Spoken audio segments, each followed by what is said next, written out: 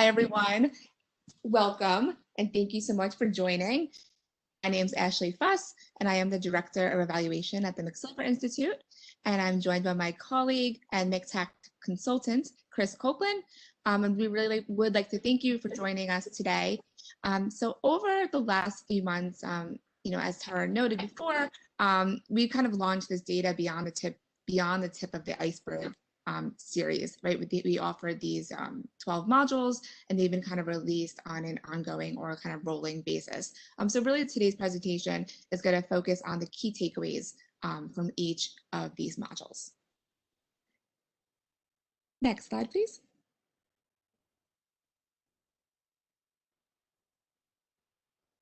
So our agenda for the presentation today is I'm going to just give a really quick, brief overview of what the series was. Then we will jump into what the key takeaways were. We'll give a short preview of upcoming data visualization series, and then we'll have time at the end for questions. Oh, over to me. Welcome, everybody. We're a fairly small group, so I hope we can keep this conversational as we go through these slides, and put your chat questions in as often as you feel the questions come up, and we'll try and answer them as we go along. It should be fairly easy to do it that way.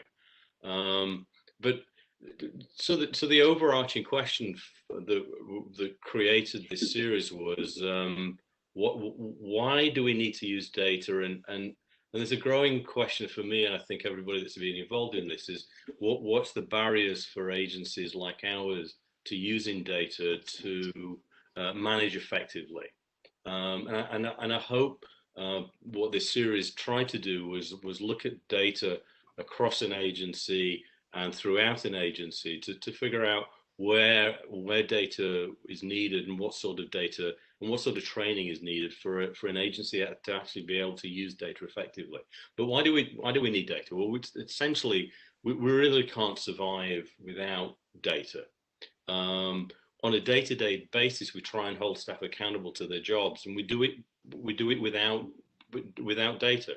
And unfortunately, what we're doing is holding people accountable for jobs and performances without any real benchmarks or understanding of what those outcomes should be. We really owe it to our funders. This is a sort of a larger issue, but our funders, our stakeholders, and the broader community to manage our resources effectively. And again, without using data, we're really not able to do that.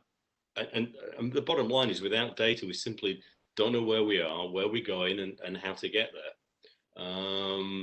So I think the other thing to emphasize here is when data is often thought of and connected to financial data, but we really can't look at or change anything without data. I'm just left another webinar that's connecting data with racial equality, and wanting to use data to understand whether the agencies that our own agencies are reflective of our communities, whether we're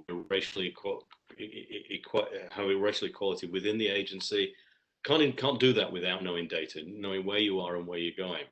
So we can't really change or affect anything without data. And the big question for me in going through this is, how do we include data on a day-to-day basis within our agencies, and try and think and understand to some extent why we're not able to do that on a regular basis. So that's the context for what we're trying to do through this series. Ashley, next slide.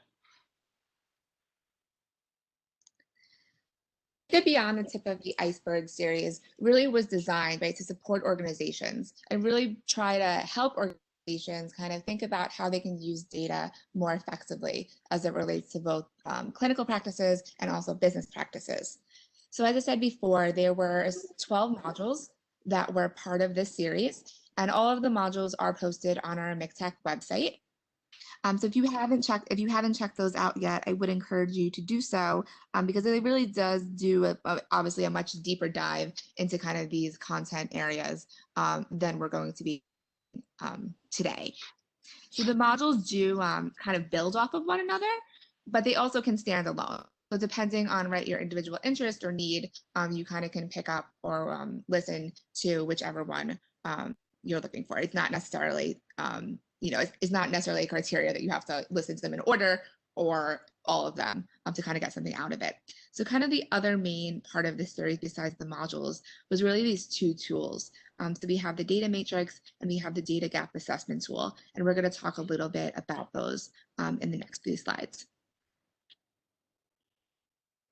So what I kind of did here was just outlined right, these kind of 12 modules. And what I did was kind of like bucketed them into kind of these, or categorized them into these kind of like 4 buckets of kind of how I saw it. So modules 1 through 4 is kind of, because it's an overview, it's an introductory to the matrix, and really an introductory to the data gap assessment tool as well.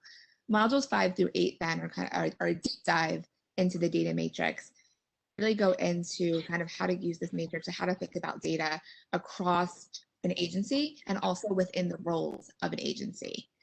Modules 9 through 11, we kind of called, right, this voices from the field. So we hear from organizations who are kind of doing this work and come and highlight the work that they've done around data and the work that they've done around outcomes. And then our final module really focuses on CQI, right, or continuous quality improvement. Next slide, please. So the first module of the series, we called it the data breakdown. What the focus of this module was really was kind of just to, kind of break some of the key principles of what it is that we mean, right, when we talk about data, and really also to kind of just, address and really kind of this barrier or concern, right, that folks sometimes have around the idea of data, right? So for a lot of folks, data may be out of the comfort zone. But really, if you think about it, right, data doesn't have to be scary or doesn't have to be intimidating, because in reality, right, we all use data in our day-to-day lives to make decisions all the time.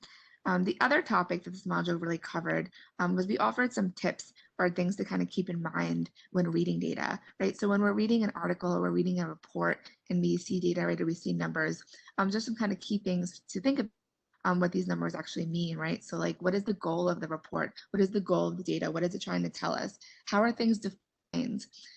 Also important to keep in mind things like sample size, right, or population size, right? Like recently, I think I was looking up some stats with like COVID rates right throughout the country, and when you look at if it's a number versus if it's a percent, right, that makes a really big difference in terms of how you kind of interpret these type of results or what it actually means, right? So all of these things that I kind of said, they really do matter, right? Because they help us interpret the meaning kind of behind the data or behind the numbers. Next slide, please. So what we tried to do was created a framework for looking at data within your agency, with any agency. And as we began to develop this, and I particularly began to understand that data used in any part of the agency has to fit into an overall context. So we began looking at data not only across the agency in terms of we have financial data, we have data about staff, data about the quality and the compliance issues within an agency. Hopefully we have data about the people we're providing services to, and less often we have data that's relevant to outcomes. How do we know that we're actually achieving our mission? But that data isn't the same data depending on the role within the agency.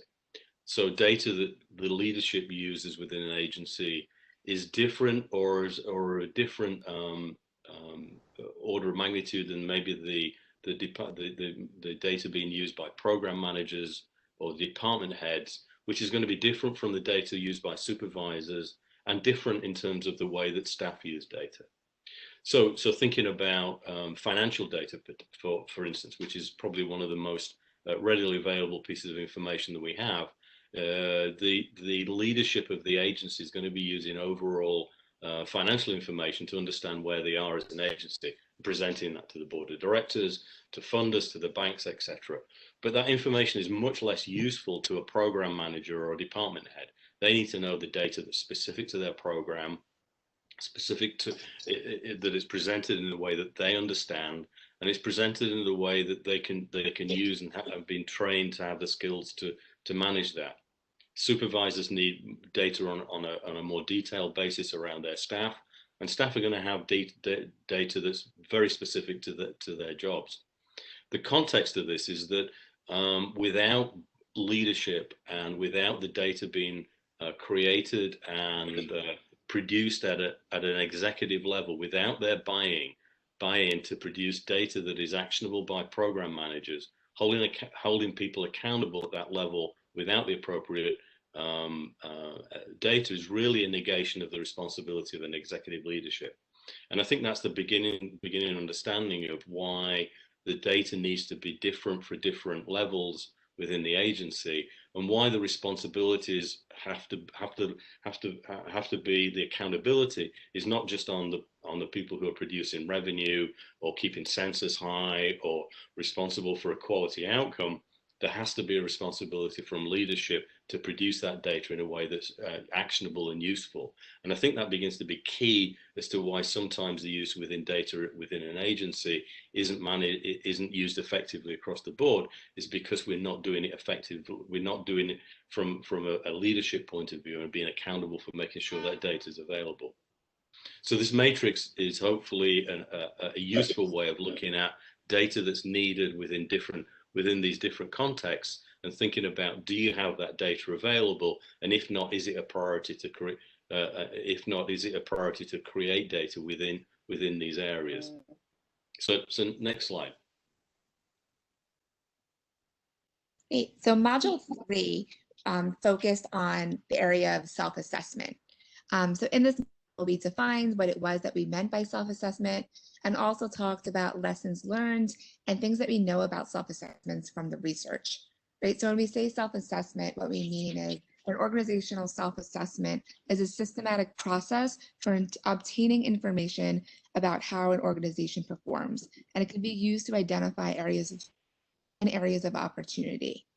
We also, one thing that we know, right, about self-assessments, though, is that we know the accuracy of self-assessments is often flawed, and that more times than not, they're often positively biased.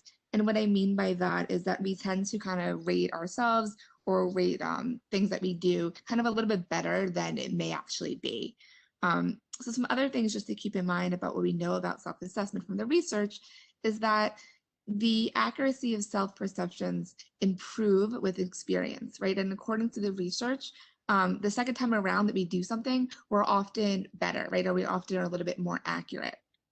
The other thing we know, right, is that men tend to more frequently overestimate their ability compared to women when it comes to self-assessments. The other thing is really, when you're doing it, is really just to trust your gut, right? Go with your first kind of reaction or first kind of instinct, right? Because we know that completion time really can impact accuracy, and that some studies have shown that the longer time that we kind of spend doing these type of assessments or these type of things, it really actually results in lower accuracy, right? So it's not necessarily spending, more time on a question is going to make it better. It's actually going to like skew it a little bit. So kind of trust your gut, don't linger, and just, go with the kind of the first answer that you think when we're kind of completing these type of assessments. Next slide, please. So module 4 was then using the data gap assessment. And what this module did was what this assessment was and kind of how we can use it. So the data gap assessment tool mirrors the data matrix, and it's really made up of 5 domains. And when it's completed, it gives organizations a snapshot of what their strengths are as to some areas that they could focus on for improvement in terms of data. So whenever we kind of do these self-assessments, these OSA type of things, we always encourage folks to kind of do this as a team, right? Because when we have a team approach, we really are able to kind of make sure that everybody's perspective and expertise is really represented in the data. So for this, which I'll talk about in a second, there's kind of 2 different versions that are available. And for one, if you choose to use the Excel version, it also self-generates a work plan for each domain based on the responses. Next slide, please. So the data gap assessment is available on our CTAG MixTAG website, and it's available in 2 formats. So there's a downloadable Excel file, like I said before, and this is the one that kind of self-scores and creates this work plan and gives you some nice visuals for the assessment and kind of where your organization is at internally. But then for folks, that may be less comfortable or less wanting to use Excel, we also have a PDF copy that's available. It could be downloaded on paper. Obviously, the downside to this one is that it doesn't self-score, so you'll have to manually kind of score it yourself. But we included instructions on how to do so, and it's pretty straightforward. Next. So the next 4 modules that we presented looked at in more detail at the sort of 4 levels within the agency. We have agency level data. We have data that's should be available and used by program managers or department heads. We have data that should be used, can be used, needs to be used by supervisors, and the data that staff use themselves on a day-to-day basis. So each of those modules looked at that data and tried to give some indication of how that data should be available and what training needs to be used. But the data at an agency level really is developed around those key performance indicators that allow an agency to know where it is financially, where it is in terms of meeting its mission. And this data is really used for the board, the external stakeholders, and the leadership to know where the ship is at any one time, in which direction it's going in. But there's a real need for the executive leadership, the data at the agency level, to be developed in a way that's available for people who are going to be managing programs or departments. So the data needs to be available, the right data. And so this is sort of a key idea, the right data getting to the right person at the right time. Again, I'll use that example of financial data. The data that the executive leadership is going to be looking at within an agency is going to be across the agency.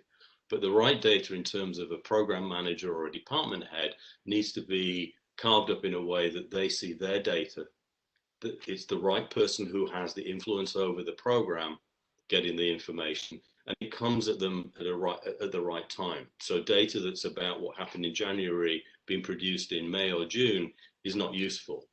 Data for January needs to be available in February. So there's a clear need for the leadership of the agency to understand that the broad data that they have needs to be created in a way that gets the right people the right data at the right time. And the other important issue about data at an agency level is it tends to be that most of the data that we have that's hard, that's actionable, that's objective is financial data. And I think there's a real need for us to balance that with data that's about program effectiveness. And what I mean by program effectiveness is the outcomes, how well we're doing in terms of staff turnover, staff longevity. There's a range of data elements that are in the matrix. They really need to balance out those financial data.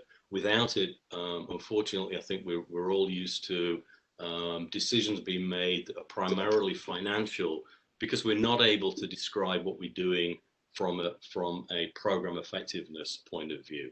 So if you're looking at a balanced scorecard for an agency, financial data, data about staff, data about outcomes, and maybe data around quality compliance need to balance out that financial data. And I'd encourage you to look at the data matrix to figure out where you might add data within an agency that is concrete and actionable and useful to balance out the purely financial data. Obviously, there's no margin, there's no mission without margin, but we can't have just fiscal data running our lives in terms of managing an agency effectively. So next slide, please. So when we look at a program management, and here I don't just mean the program, the management of programs that deliver services, but also managers of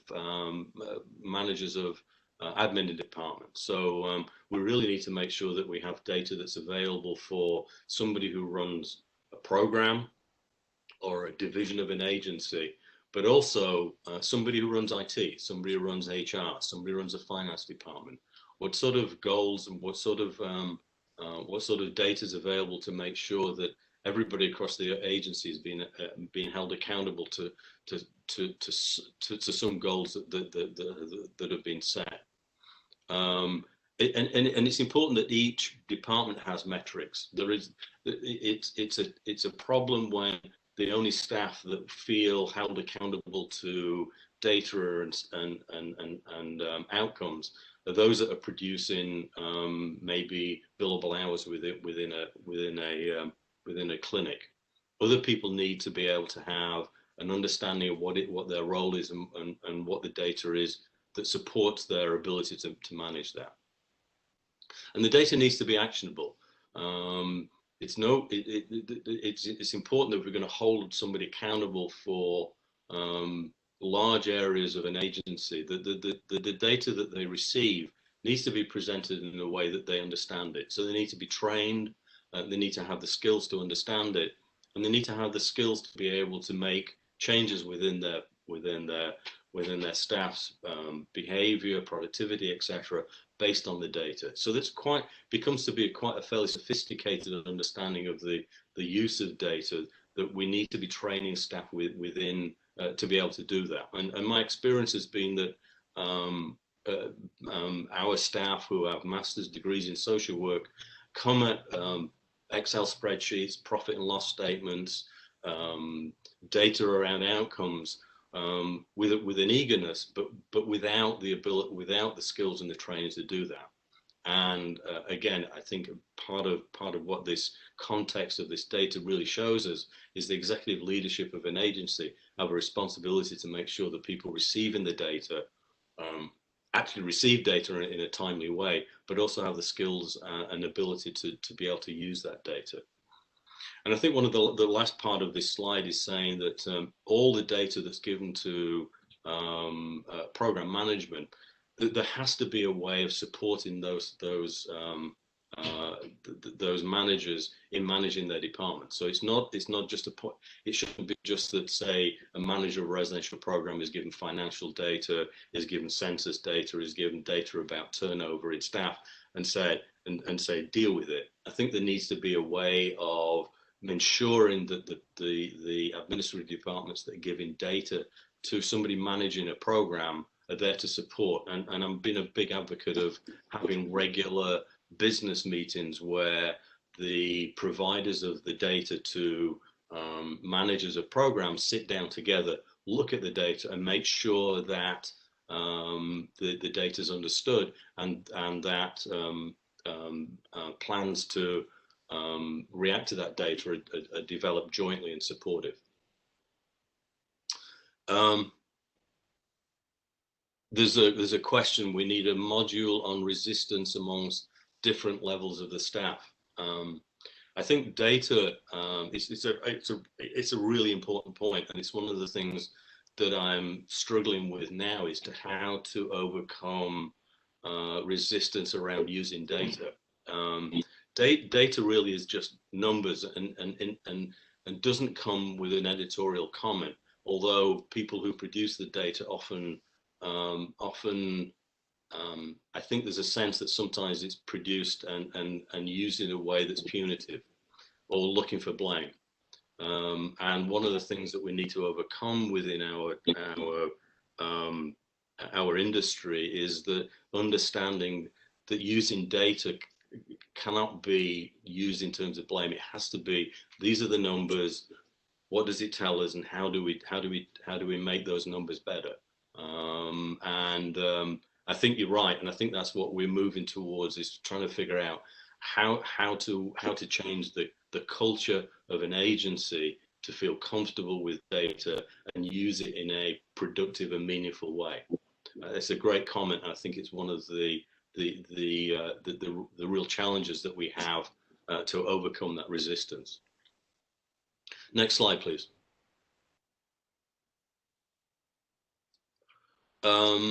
So supervisors are responsible for the overall quality of the program.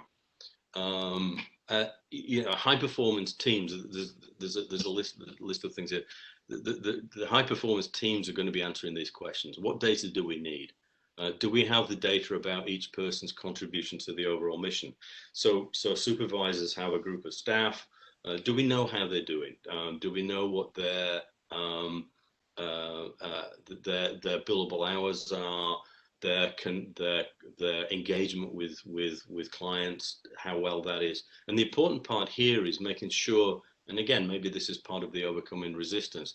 The important part here is making sure that the data that we're using connects through to the mission. So people understand the work they do and how it connects through the agency to the mission. So that's a critical thing. And I'll talk a little bit about resistance from staff and what we need to, how we need to work with that in the next slide.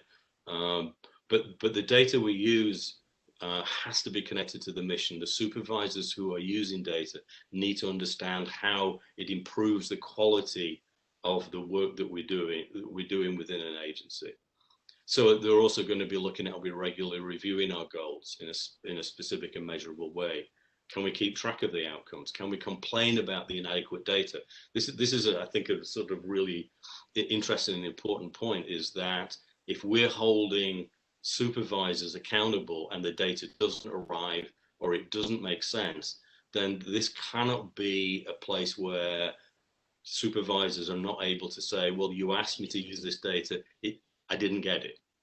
I need the data. It needs to be appropriate. It needs to be understandable. And if you're going to hold me accountable to data, there needs to be a way of saying, I need help with this, or I need better data. And this the last piece is the culture of the team, such that data can be critiqued and discussed. And again, I think this comes to the resistance about, we think of or use data and people feel it's another way of criticizing their work, rather than seeing it as a way of understanding the quality and quantity of the work that's been provided. So data for a team, if it's not balanced, if all we have is financial data around productivity, but it's not balanced with quality outcome indicators, or the fact that a team has had low turnover because of the quality of the supervisor within a team, or that the outcomes of the program are improving over time and meet the mission of the agency. If all we have is financial data, then resistance is going to be high. If we can balance that out with different data across different fields, then we begin to help staff understand that data is more than just financial.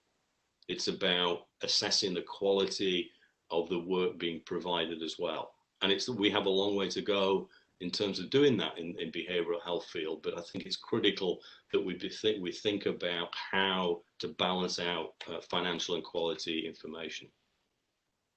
Next slide, please. So in terms of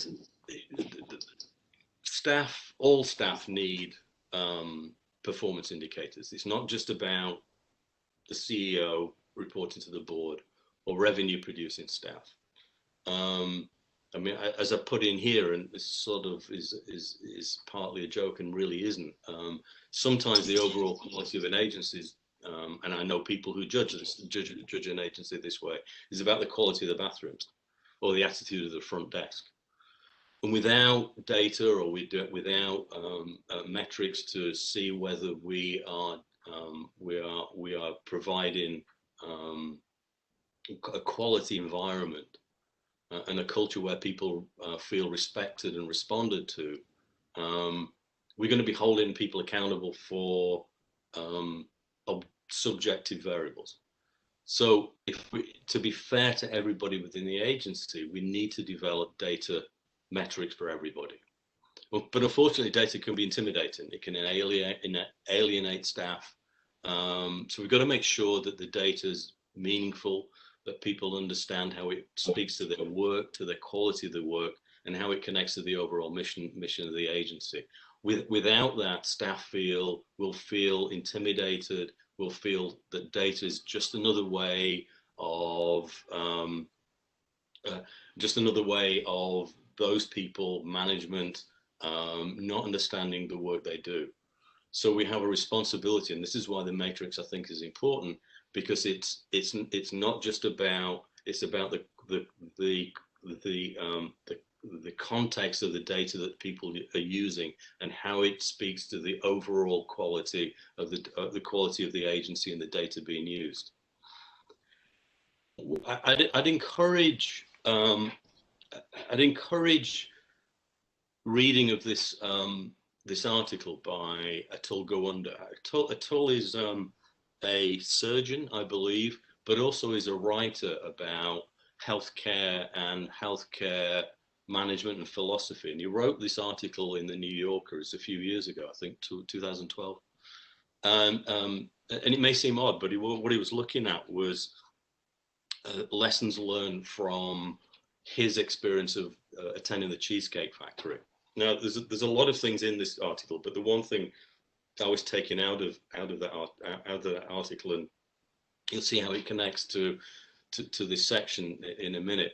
But he was interested in how the Cheesecake Factory, and whether you agree with him or not is your own personal choice, but produce good quality food in every single location, every single time he went there.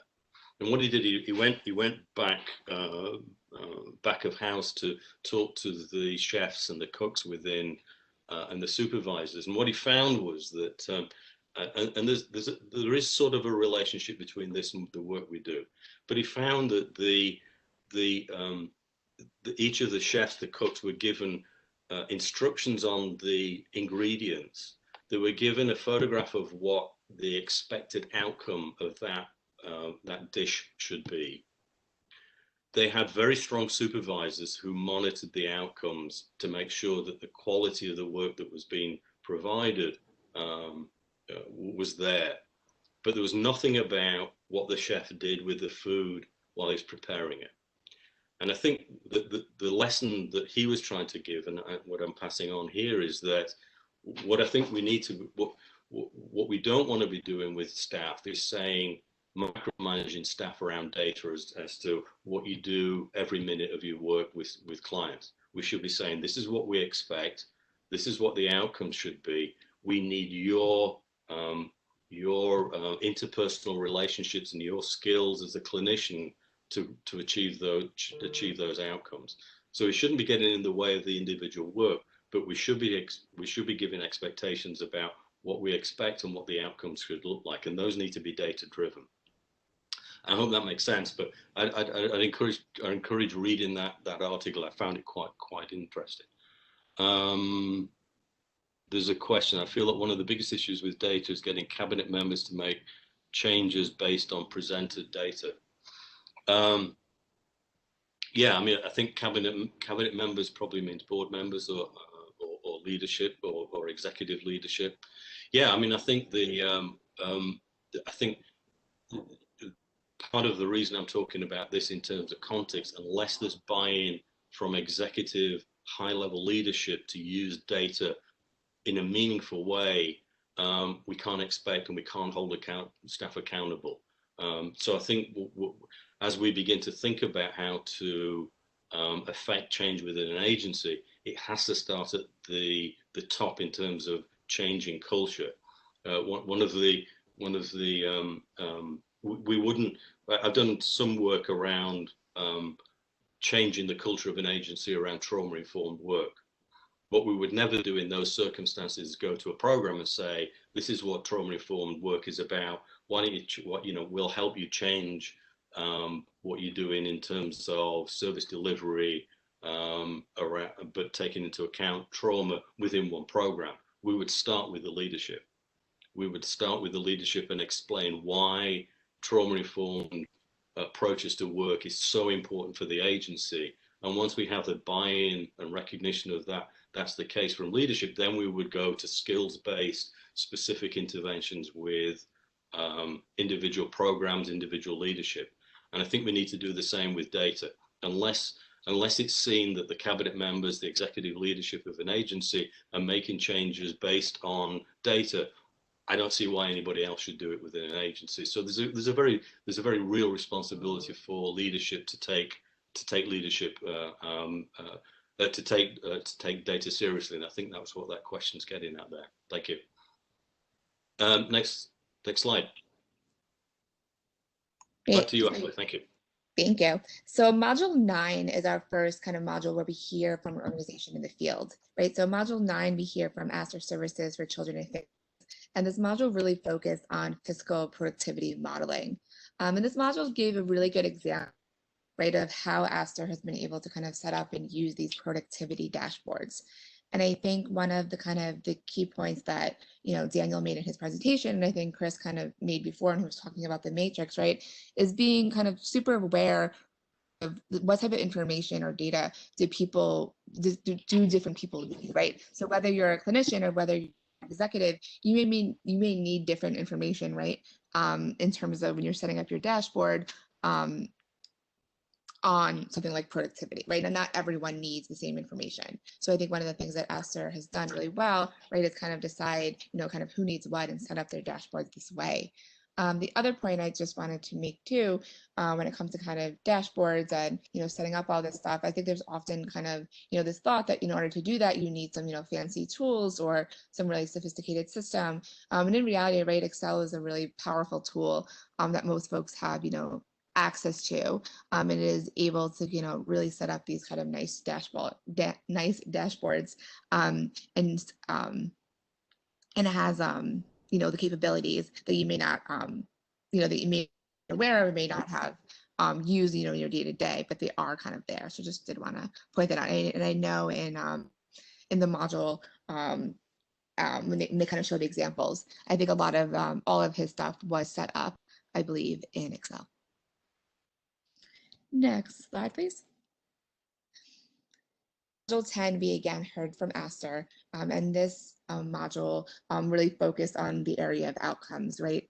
And how Aster has been able to track client outcomes across different programs in their agency. So for me, I think kind of one of the key takeaways or things that I really liked about this module was kind of the point that they made about when they were setting up what these outcomes were, that they really included the program staff in the process of determining what outcome measures they were going to measure. And they really let the programs define their own criteria meant for clients to be successful, which ensures, right, that the metrics fit appropriately, really down to even, right, the client level. And I think Chris kind of made this point before, right, is when all folks are kind of not involved in the process and you're kind of just given, this outcome or this metrics, it really does, impact kind of, what's the word I'm looking for, like buy-in, right? So kind of engaging and including all folks kind of in this outcome process was a really helpful thing, at least that I thought, in terms of kind of how Aster has been able to kind of do a lot of this work. And the other point I just wanted to make that Aster had made in their presentation was at the end, right, of each year, what they do is they kind of undergo this review process, which really helps each program determine program success and if there's a need to kind of develop some sort of performance improvement plan, or if they should just keep doing the things that they're doing. So really taking a step back, right, to assess if what they're doing is working. And I think Daniel did a really great job at putting together, modules 9 and 10. And I really would, encourage folks to check them out if you haven't, if you want to kind of see an example of kind of how an agency has kind of been able to do some of this work that we talk about when it comes to data. Next slide, please.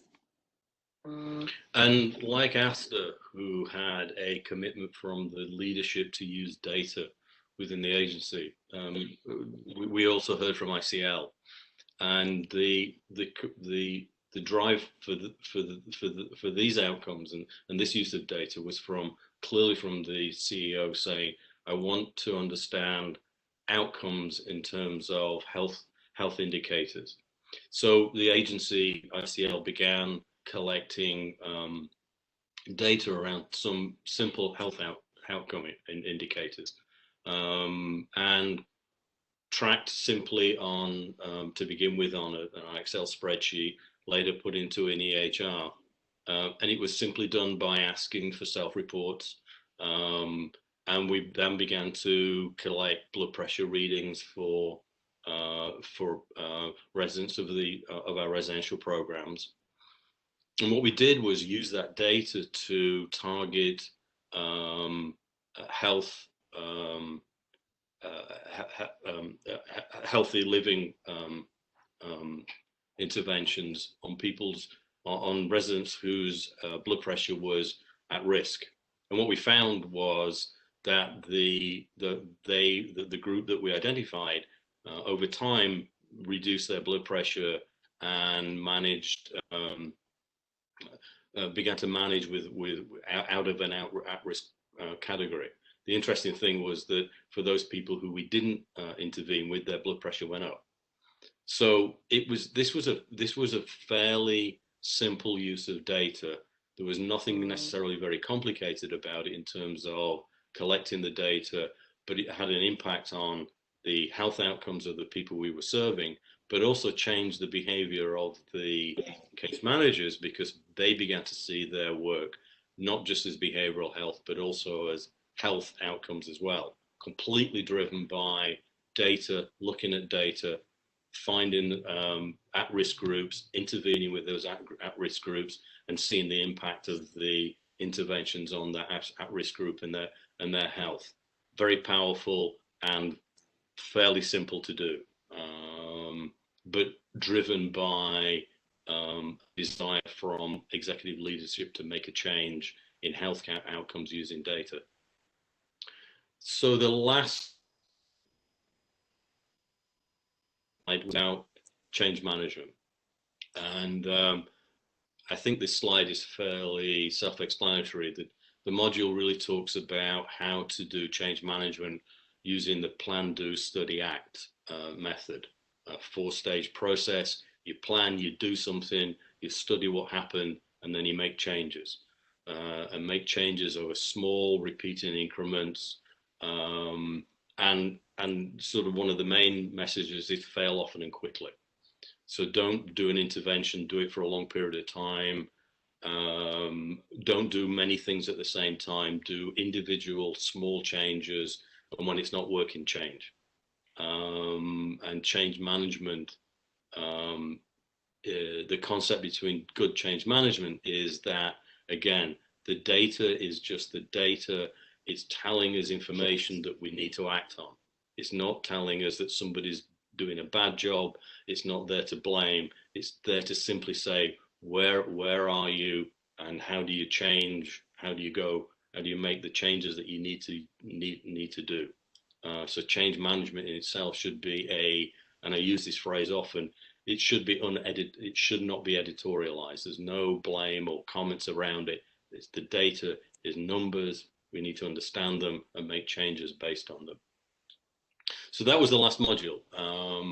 And it sort of wrapped up the thinking throughout those 12 modules in terms of looking at data, looking at the data within individual areas within an agency, gave some examples, and then gave some simple tools that has to make changes based on data. And then we have some, back to Ashley, about some upcoming series on data visualization. Great, thank you.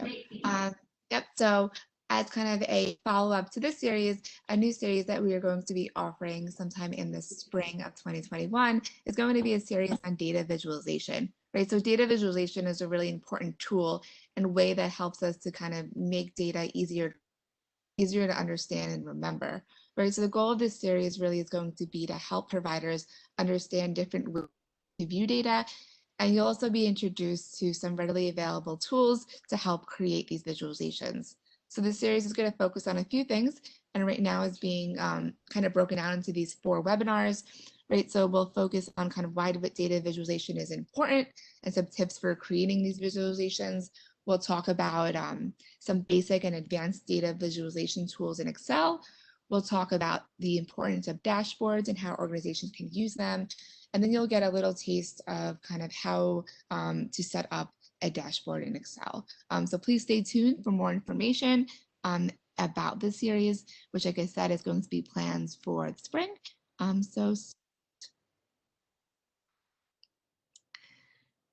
So that wraps up today's presentation. We do have a few minutes left, and we will open it up for questions. So as Tara said earlier, you can please chat these if you have any questions in the chat box to all panelists. And then also on the screen is just our mctac.info@nyu.edu email. So if anything, if you go back and if you're kind of watching these modules, or if any questions, come up after the fact, please feel free to send us a note to that email. So actually, there's a question about will the slides be available? Yes, the slides will be available and posted on our website. Is that correct, Tara? Yes, correct. The slides, the recording will all be available in the next couple of days. As are all the previous modules. The slides and the recording from the presentations are all available on the website as well.